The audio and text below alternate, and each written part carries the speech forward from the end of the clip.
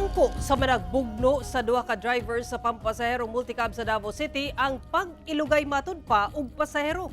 Usa kanila nakatakdang operahan human nadunggaban og tari sa manok sa dughan.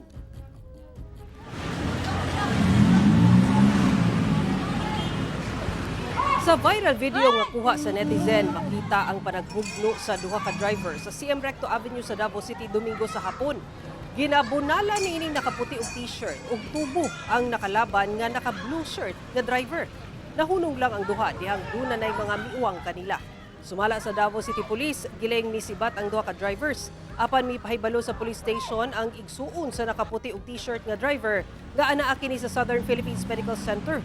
Human nakahiagom og samad sa dughan, human nadunggaban matud pa sa naka-blue shirt nga driver gamit ang tari sa manok ato sa komosyon. Sa pagpanubay sa kapulisan, ilugay matud pa sa pasahero ang ugat hinungdan sa mga insidente.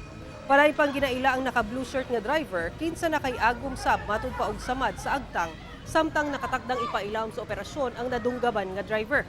Luyo nga dili na mopasaka og kaso ang nadunggaban nga driver, apan ang Davao Police mopasaka og kasong alarms and scandal batok sa duha ka drivers nga nagbugno. Ginasulen pa sa GMA Regional TV 1 Mindanao nga makuhaan og pahayag ang nailhan nga driver.